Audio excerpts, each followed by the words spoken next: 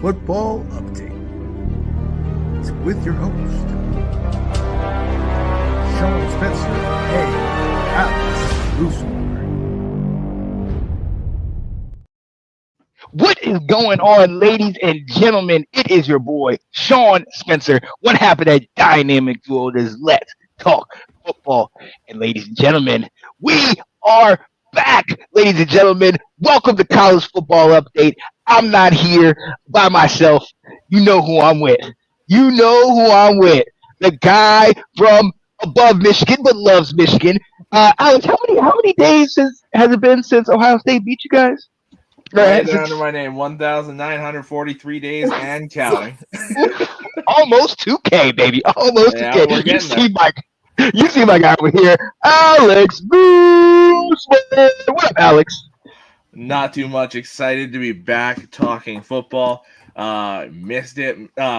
We got to go in the group chat on the weekend, and it was just like, we got to get this going again. Yep. We definitely got fired up, ladies and gentlemen. And it was something to see. Something definitely to see. And you see my guy that's right under him, my man, E.K. Holiday, Eric Kelly. What up, Eric? Hey, Sean, how's it going, man? I'm hurting a little bit that I can't have a little sign under my name with how many. Yeah, I'm only been pushing. Hey, none of us in this chat can say we got to the mountaintop. Okay, unfortunately, I understand what happened, but you got there, and my man, I'm happy for you guys. You'll be back. But you see who's under me. One half of Washington Football Weekly, and a guy that's repping his Sweet 16, Mr. Walking Clean, Will Kramer. What up, Will? What's going on, fellas? It's so nice to be back talking college football. Maybe not for the right reasons, but it's nice to be talking college football. I needed a little bit of a break from the politics and the NFL and even March Madness, so this feels nice. Oh my guys, when I had to take a break too. So. Yes. I think we all had a long regular season, and to my guy's point, Ohio State came away with the title. I mean, when you spend $20 million on your roster, you should probably get a title. But hey, that's neither here nor there. We are back to talk some college football. The draft is in about a month away. You know, we're looking at all that stuff. We know what's going. Spring games are right around the corner, are they? I don't know. We'll talk about that in a little. Yes, spring, right. Hey, I love it. Yo, but first and foremost, we got to start right with the elephant in the room, and it's the Georgia Bulldogs. Ladies and gentlemen, for those of you that know, a couple years back, 22 and 23, I believe, they won the national championship, which then started a string of, I'll say, unfortunate events for them. Via the AP, football players at Georgia have been involved in 24 driving-related violations, including that crash that unfortunately took the life of the player and the staffer. All of this since 2023 in their last title. Guys, what is going on at Georgia? Alex, I'll come to you first. It's tough to say because it's not happening like this everywhere else. So then you start to point the finger at, is it the type of players they're recruiting? Is it what these kids had for an upbringing? Is it the coaching staff for not keeping the program in line, for setting the line of if you do this, you're gone? We've seen players time and time again break the rules, get in trouble, whether it's with school or with the law, and a couple weeks later they're back playing again. Where other programs, it's if you're in trouble like that, bye, there's the door. Don't let it hit you on the way out. So there's so much to unpack with this whole Georgia situation, and it's kind of tough to figure out where to start. Yeah, no, it is. And look, Eric, I'm coming to you. We've seen situations in the past where if you have a player that is really good, maybe the team will overlook some of the infractions. Name that comes to my mind is Lawrence Phillips. He got in trouble over and over and over, but he was such a good player, they'd bring him back, even up into the NFL when Dick Vermeil is crying and, I really love this guy. But eventually he wore out his welcome everywhere, and that was the end of it. We know about Maurice Clara. Talk to me about this. Where do we place the blame? Like, what is truly going on here? Oh, Sean, I am not as diplomatic as Mr. Moore. There's a billion things to unpack. I like to think of it this way, though. You know, if there's a problem with an employee and it happens over and over and over in a department, the first time I'm upset with the employees. Why didn't we get that right? The second time, I'm like, all right, we didn't address anything. The third time it happens, I'm no longer mad at the employees or upset with the employees. It's whoever's hiring them, whoever's training them, and certainly whoever is disciplining or lack of discipline. So I definitely agree, Alex, all of those things like upbringing, where are they recruiting from, that all certainly plays a factor. But if you never drop the hammer, there's no reason for anyone to think that they need to abide by rules. So I'll leave it there. And look, Will, we've seen success from other teams. We've seen teams have dynasties and seen teams have 1 year success, and never this type of this many infractions, or at least this publicized. I mean, it seems like every day there's something else coming out about Georgia, so much so that in our group chat with our buddies, our Georgia guys, they sent us a video of all the infractions, all the 23, 24 different times when something is going on, where it's almost becoming, and I don't want to say comical, but it's almost becoming like, again, like, really? Mm-hmm. Like, what? Help me make sense of it, Will. I can't help you make sense of it. It just seems like there are no consequences right now. Yeah. I was just trying to look up while you guys were talking, like, how many players have been arrested that have been able to stay on the team, or more importantly, go on to the NFL. So how it's a situation, a program, a culture problem. If you have guys who get arrested, they can stay on the team, stay in the program, and reach their end goal of making professional sports. So it's never going to sink in. I mean, if the fact that they had in the last 5 years, they had a death in the program, a death at the school as a result of this type of action, if that can't sink into to players, to coaches, to athletic administration, to the university president, I don't know what is. I mean, that's the ultimate right there. They've since in 2024. This is an article back from October. They had a player arrested. He was the 8th player last year arrested. And, they kicked off one guy, Rob Thomas. So one person has been booted from the team, but he may have had multiple. Looks like some of his stuff were beyond speeding. But I just don't understand from a university standpoint, especially after having the car accident that was not only involving people on the Georgia staff. I think she was an athletic trainer or a grad assistant, but then you had a star player involved in it. Like, how is that not a wake-up call to Kirby Smart, right, to the athletic director, to the university president, to where I really put a lot of fault on the folks in Athens, is saying they clearly do not care. They would have done more would be done if they actually cared. Right. It's hard not to. Go ahead, Alex. I was just going to say, this is a time where the phrase winning cures everything kind of has a negative connotation. Because, we've got all this trouble. Yeah, these guys are sticking their nose in places they shouldn't belong, but we're winning. So we're going to focus on the fact that we're a dominant program. We're going to keep winning, and we're just going to kind of continue to try and sweep all this under the rug.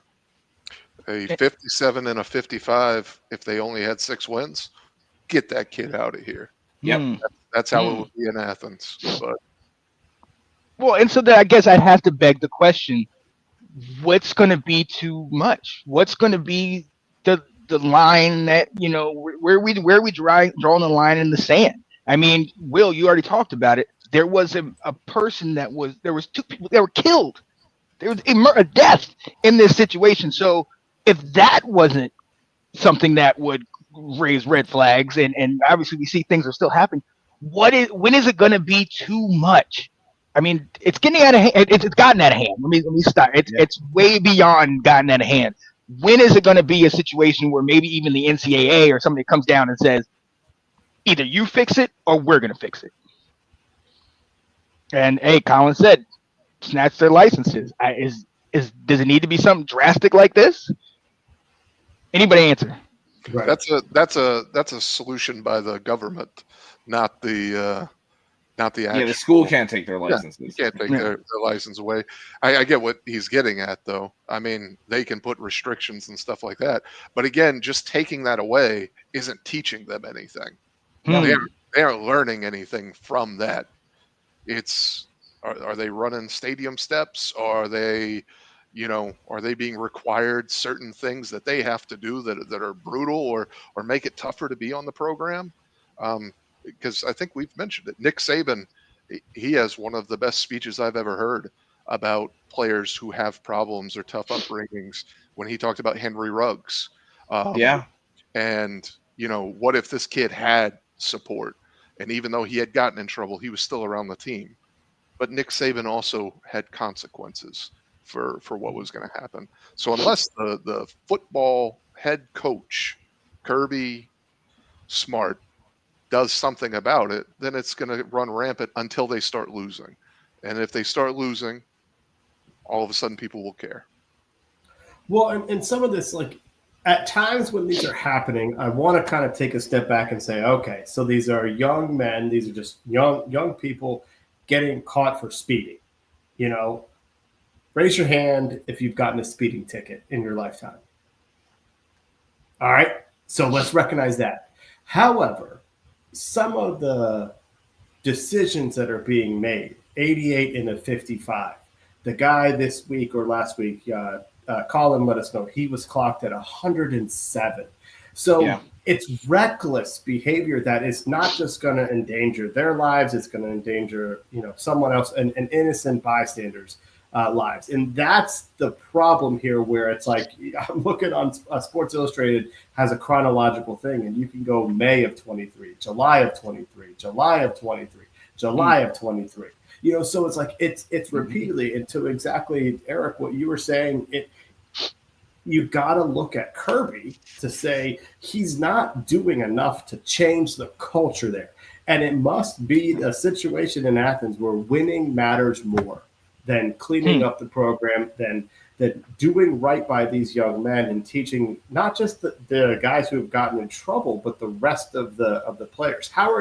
If you're saying, why are they not running stairs and the stadium stuff? Like, that should be an entire team activity, so the next person doesn't think like to make the same mistake. You're going to have to punish the entire team in some really, I can't say harsh ways, but ways to make it impactful, because clearly over the last 3-4 years, there is a culture problem in Athens and nobody's doing anything about it.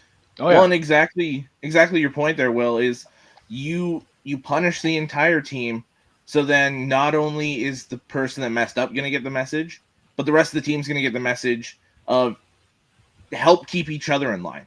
Like you go back to Eric, what you were saying about the Nick Saban speech about Ruggs.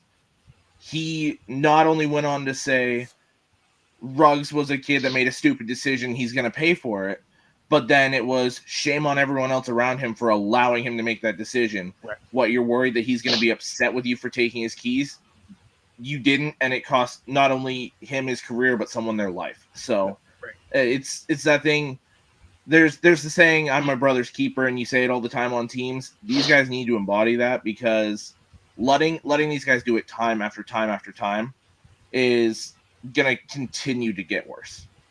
Oh yeah, absolutely. And I think you guys all alluded to it, and we have to go to this, is the coaching the fault for all the legal issues. And one of the things that we talked about, and Will, I think that was so great that you guys talked about his Nick Saban speech. We all remember in 2023, Nakobe Dean on the sideline, or on the field, and there's one other player there, and the guy, both linebackers, and the guy doesn't make the right read, and you see Nakobe Dean on the field lose it and just tell him, you need to be here, and just really get in that iron sharpening iron. Yeah. And we all praise Saban or not Saban, but Smart and the coaching staff. And look, they're pleasing each other and they're getting each other. And we praised it because they were winning national championships. But to your point about what Saban said, this is something that we need to shine a light on. Where are those same guys when it's not about football, when it's not on the field, when it's off the field at life decisions? Because football ends. Just like the game ends, football careers end. Not everybody's going pro. So you need to make sure that you're right in head, you're disciplined and everything. One of the things we praise Saban for is the fact that he kept his guys so disciplined, and he got guys that graduated and went on elsewhere to do better things. Is this smart? Is this on Kirby Smart? We praise him for the titles, but does the titles make us overlook the fact that maybe he really didn't have that good of a handle on the whole in Georgia? Yeah, it's on Kirby. When you're getting paid, however much money he's getting paid, you are a big face, $10 million. You are the head football coach of this program. This and your staff, this is on you. You go and sit in living rooms and tell parents that you're going to take care of their kids, and yet we have evidence here that you don't take care of it.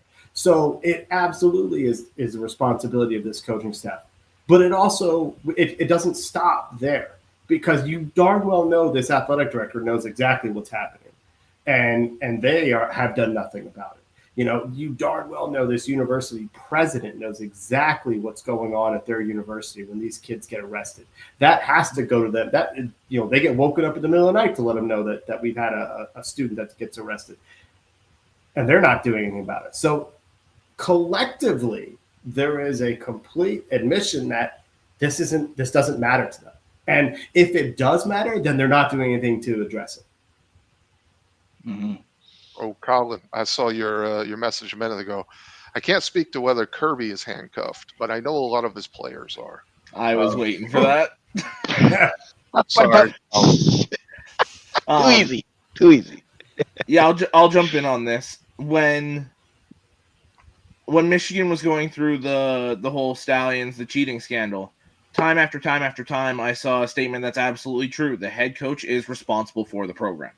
You're responsible to know what's going on throughout your program, whether you actually do or not. You're responsible. You're at fault for what happens. And when you know it's happening time after time after time, and it's inevitably going to happen again because you don't do anything about it, that is absolutely on you. Yeah. I mean, how is this not? How is the University of Georgia not up in arms right now, pulling Kirby into a press conference in front of everyone saying, tell us what's going on? How are you going to fix this? Like, how is the media in Athens not going crazy? Because they can keep talking about double-digit win seasons and SEC championships and national championships, and they can push all the other stuff under the rug. And that's what I'm saying. Like this is where it's like they have to be accepting of this as a culture. Colin, Anthony, you tell us who's in Athens to hold these guys accountable. But many other places, like you would have the head football coach standing in front of a microphone saying, you need to take responsibility and tell us how you are going to fix this. And there's been too much going on that they are not addressing. Oh yeah. Oh, yeah. There's a kids will be kids, boys will be boys mentality there. Oh, yeah. That's just kids being kids.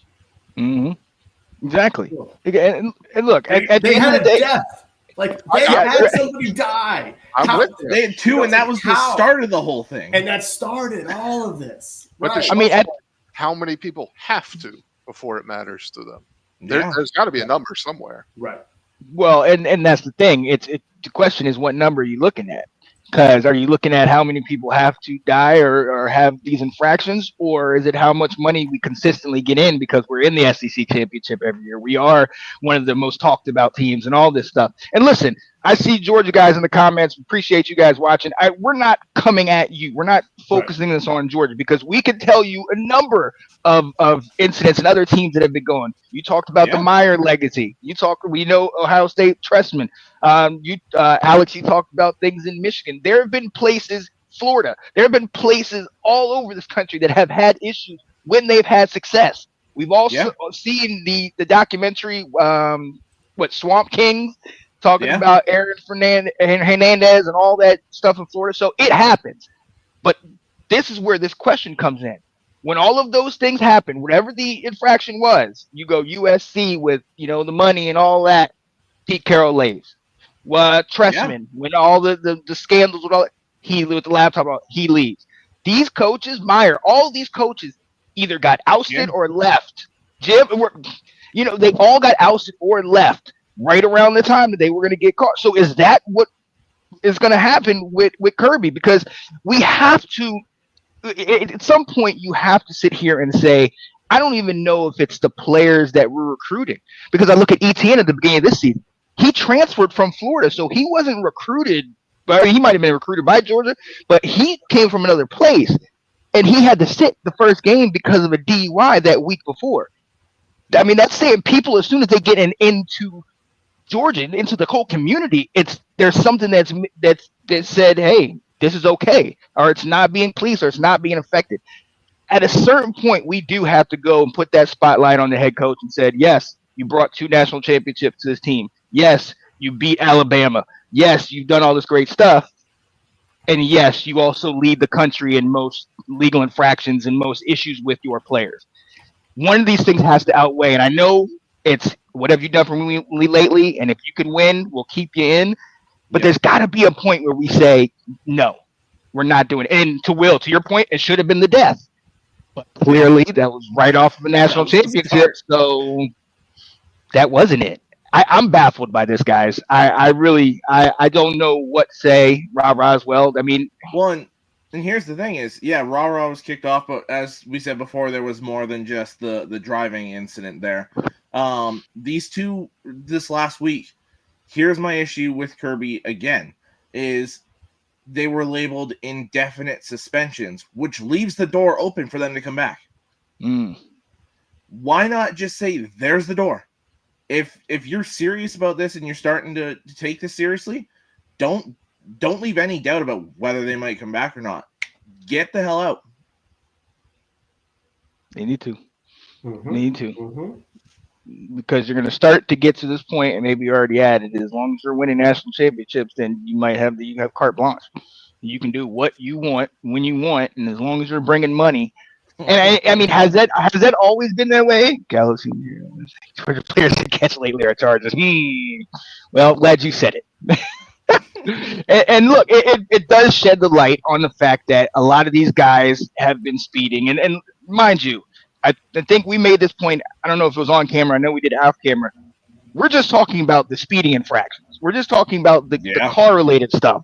We're not talking about other things, which there have been some accusations of. So we're going to leave that alone. But just with this, there has been talk, and we talked with the guys about it, about NIL. Now these guys have all this money.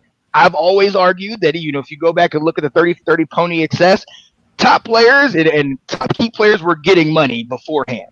But now we all know what's going on. So, and Will, I'll come to you first. Is NIL the issue? Is the fact that these guys are now getting money hand over fist the issue, or is it something deeper? I can't believe that just because players are getting paid that there's no control over the program. I mean, I can't buy that argument, and it kind of goes back to Alex's first point of Georgia has an outstanding football program over the last 5 years. But there are other programs that are up on their par as well, and you're not hearing any of this stuff. They're not having any of this stuff. Is a player going to get arrested for speeding at another university? Yes, that's going to happen in 2025. But to the multitude that they have. So I can't sit here and say, well, the NIL is the reason for this, and we can't control the players. Like, you got to do more. Yeah, that's my thing. Eric, I mean, what do you think, man? It just feels like that's being used as a scapegoat. Like, oh, well, now these guys have money, so they have all these nice cars and everything like that.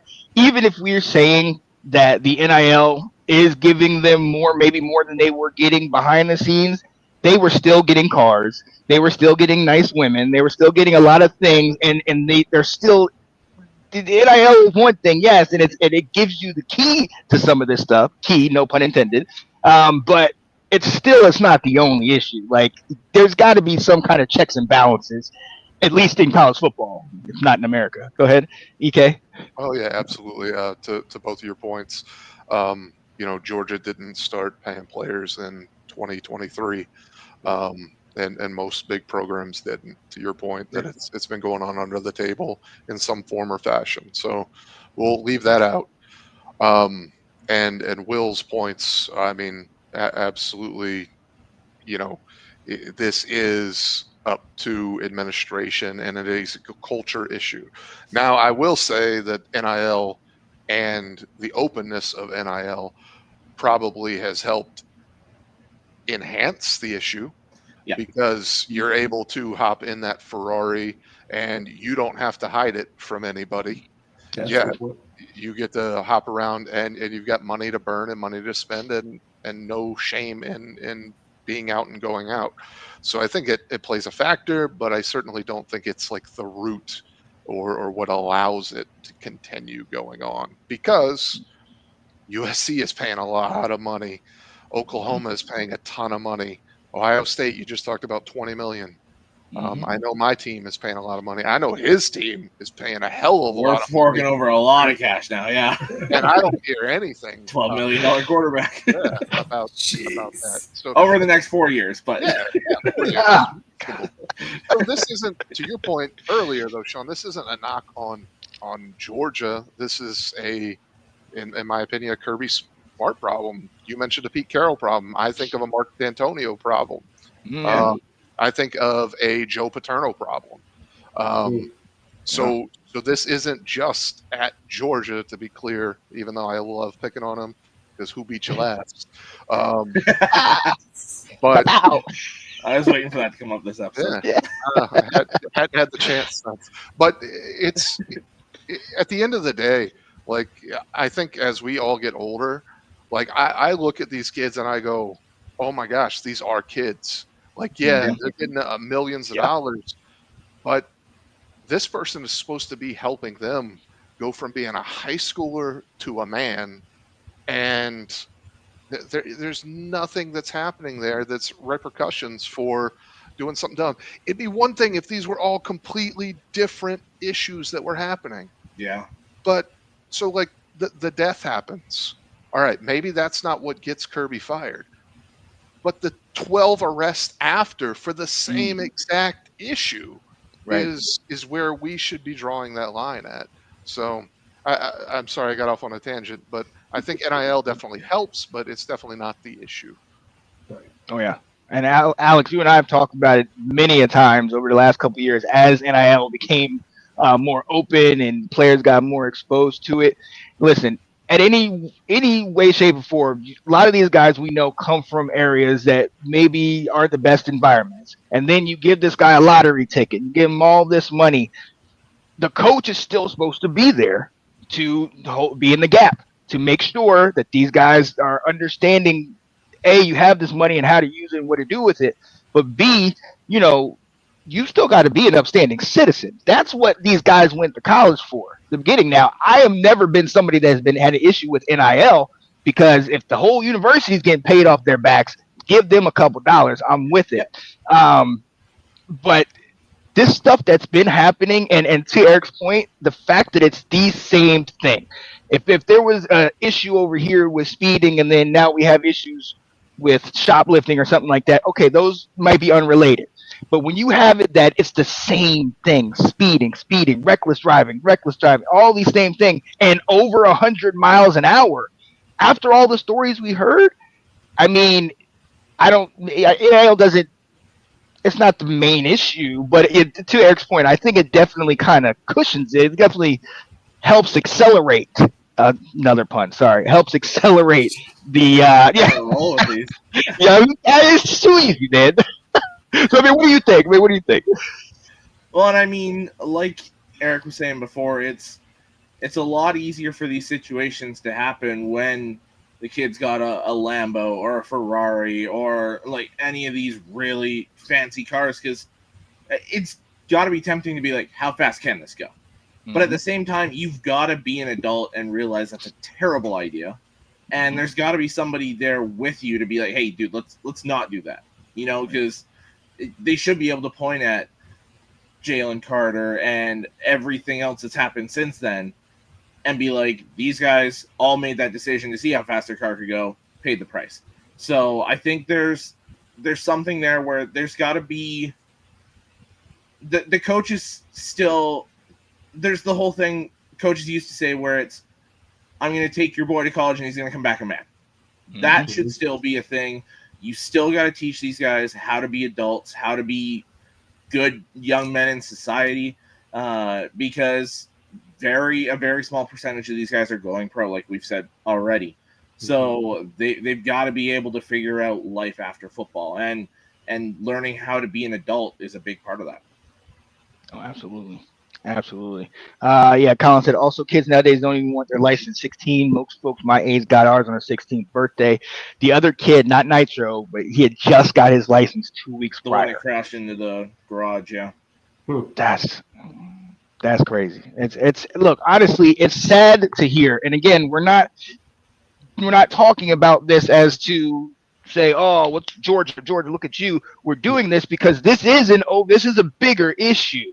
Now that we're going to start having all of this money more openly flowing, and you're having situations where now, we're talking about, oh, my quarterback has a Lambo. The Georgia guys talked about Carson Beck and, him driving his Lambo to see his girl and all this type of stuff. So now this is becoming the norm, okay, which is fine. We still got to address it where it is. The coaches, the adults in the room need to come and be adults. And there's no other way to say it, man, because this is a bad look. Optics on this does not look good. Right. Yeah, it's a terrible look. So, can I throw one little caveat in on this? Oh yeah. And I won't go too deep, but you can't tell me that when there are issues like these, that this might not actually be preventing them from winning more. Because it's such a distraction. The cohesiveness, but just the fundamental lack of discipline, and you just can't convince me that doesn't actually make it onto the football field, even if they're still at the top. I mean, what's the margin of the difference between them being the national championship again? That's a great question. Right. So, just a thought. What is it costing them? Yeah. Yeah, that's craziness. Well, look, we'll obviously following this story throughout, just to see. Hopefully, they can get it corrected. But to your point, distraction. That's a major issue for them. Okay. But real quick, before we go and get out of here, we got to talk about one more thing. My buddy Will loves something around draft season. You know what it is? It's the spring games. He can't wait to watch spring games. That's a lie. He can't stand this. But Will, there has been some conversation. I know some teams have been talking about potentially not doing their spring game because they don't want, their guys to get poached through the transfer portal and things like that. But there have been some interesting ways around it. What have you heard, Will? Yeah, I mean, the fact this whole thing is like this is starting to get a little out of control with some of these coaches and what they're saying. I don't know. The idea of like I don't want to play because someone else may see my players and take them. If the kid is that willing to go, then he's not really committed to your program anyway. Yeah. So like that's the biggest cop out. Like get out of here. But there have been some interesting conversations. I'll let Alex speak on the one that he knows a little bit more about. But like just yesterday, Mike Gundy talked about, hey, if we can't play Oklahoma because of they went to the SEC and we're all up in arms over that. What if we were to play them in the spring game? Which that's not going to work.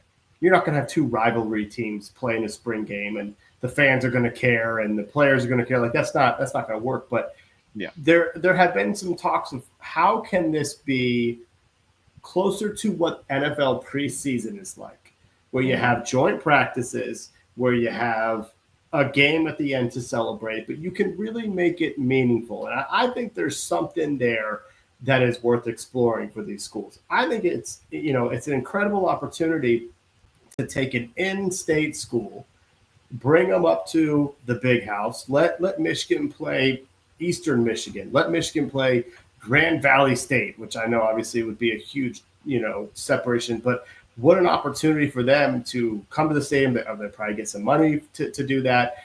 Have some joint practices, have some meaningful scrimmages, and then you can celebrate with a celebration game that is the spring game, because we all know the spring game is a joke. So it's not that Not important. a joke. I watch. And that is the problem. See, That's right, E. You're crazy. Go. But I gotta say Alex, the year that JJ was still our quarterback, he played one possession for both teams and then was gone. yeah. Yep. Now, spring So, practice obviously is important, but the game itself, it's like, we got down here, Don Staley's coming out catching passes in the end zone, that type of stuff. But Alex, you share the story that you know about Colorado. First off, love Ben's comment here. Colorado's been reaching out, trying to figure out a potential scrimmage like Will was talking about there. Essentially inviting other teams to come to Boulder for a week, do some practices together, play that scrimmage at the end, but then do stuff as well in the classroom. Work on financial literacy and a lot of that stuff that we were talking about in growing these guys into men.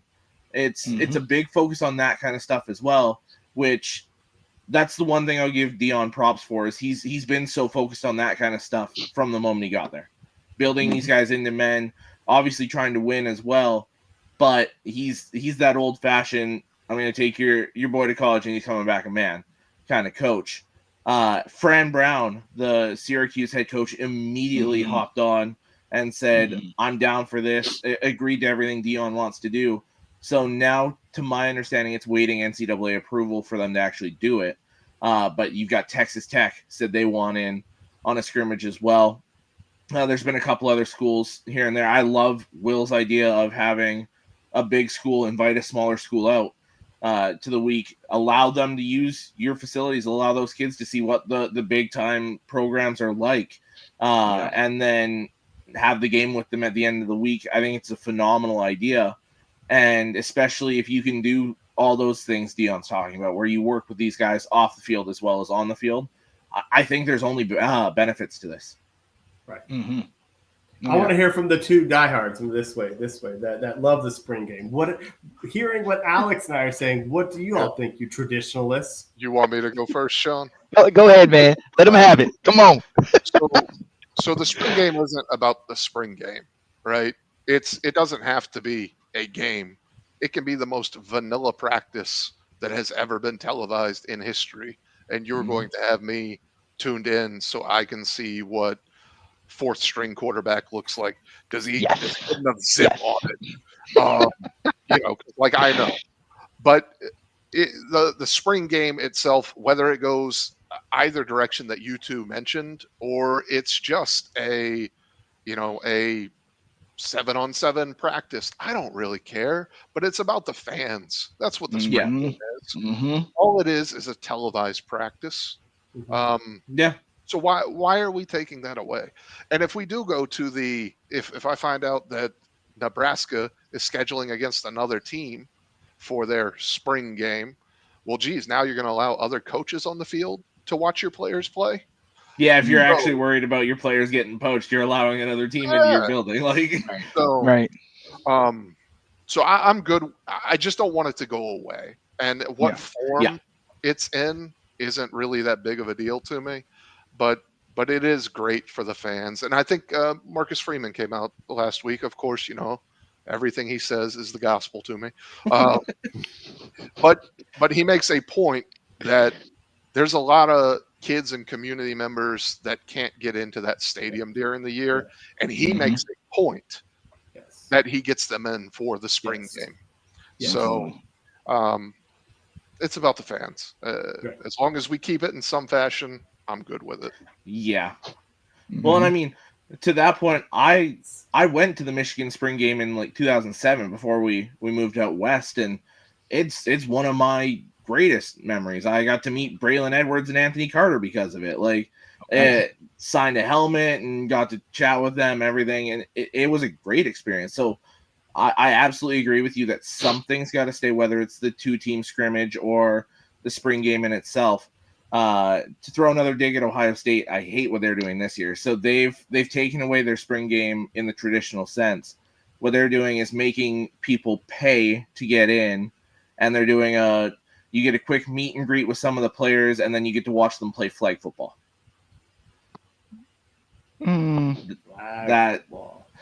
Yeah. That's where I can't. I draw the line with that. It can't, and it's not just because of Ohio State. I think it's just a horrible idea. The first part, I like. It's like this is coming. You're going to start charging people, even if it's $10. Like it's going to be. I think it was like 20, 25, something like that. They're going to start charging to come to these games because it's for NIL purposes. It's going to be a revenue producer, and I don't necessarily have a problem with the idea of it's going to be a meet and greet for the players who aren't even dressing. But then when you put the flag football on, you lost. Yeah, that's the part I have the issue with. This ain't the murals, folks. Right. Yeah. Exactly. I can't do the flag. So first and foremost for me, to Eric's point, it's football. And most times you got the end of the season in January, you got the start of next season in August. This is dead spot in the middle in April where I get to see it. And yes, I do like seeing quarterback number 3 or quarterback number 4 that will never get a chance to play during the regular season. I love seeing that. But I also like seeing the Insight.com Bowl with seeing old Toledo and New Mexico State and seeing those random QBs and stuff go. Because yes, it's football, but also it does give some of these guys that will not ever get another chance to get on the field, get that spotlight. It'll give them that chance. Yeah, what's up? My one negative experience this past year with the spring game is it gave me hope that we might have had a quarterback in either Alex Orji or Davis Warren. They both played very well in the spring game. That did not transfer to the season. So. Which also can happen. You can't. I love it. Spring heroes. I've got a long list of them. Yeah. Oh yeah. Yeah. and that absolute point. Look, at the end of the day, I love how they're kind of trying to bring it closer to the NFL and have potentially like a preseason or just a scrimmage, the joint scrimmage. I think that's kind of cool to see two teams playing because one, and I have a negative about the spring game. When you're playing against your own guys, the competition really is not going to be. Well, it's the exact same stuff you've seen for the last month in camp. So get something new, get a new look. Exactly. And that's one of the things that we love about football. I mean, Will and I have talked about it many times. How many fights did they used to have at the scrimmages, with Washington and other teams? You know what I mean? So that kind of builds that character, builds that unity between, forming the team and this and that. I love it. I love them getting back on the field and stuff like that. But we'll see what happens. We'll see where this goes. I know there's a lot of people that are kind of sitting here the same, like it doesn't matter. I don't want to see the random guy come in here and play. And I get that. But for me, in my house, me and EK, get the popcorn ready because we're going to be watching some spring games, baby. Let's go. I watch it every year regardless. Yeah. I sign up for my $5 Peacock subscription every spring. Let's go. Oh man. Oh wait. So Michigan may not start Orji then, Alex? Hey, UNLV gets to now. Oh God. Is that where he went? Yeah, he went to UNLV, followed Dan Mullen there. Wow. Nice. That's gonna be interesting. Yeah, that's a fun idea. I like it. Dak started early on. He just had to hammer away at Mississippi State before he developed the passer he became. All right, ladies and gentlemen, we're going to go ahead and head out of here, man. We appreciate y'all joining us on this evening. We had to come back. College football update. And first and foremost, man, I got to shout out my guys. I'm so glad. I've been trying to get the three of these guys on camera at the same time for a long time because I already know the conversations that we will have, man, and it lived up to it. Absolutely. We appreciate you guys in the comments. Ben out here, Colin, Anthony. Shout you guys out. Definitely can't wait to see what's going on with you guys and your shows coming this fall. For my guy, Mr. Alex Loosemore, you see him down there, EK Holiday, and Maryland's own, or Yeah, the Crab Five. This guy. South Yeah. Carolina zone. Yeah, right. Will Kramer, you know it is. It is your boy, Sean Spencer. We will see you next time.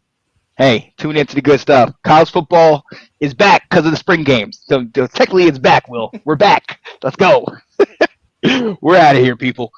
Peace. College Football Update with your host, Sean Spencer. Hey.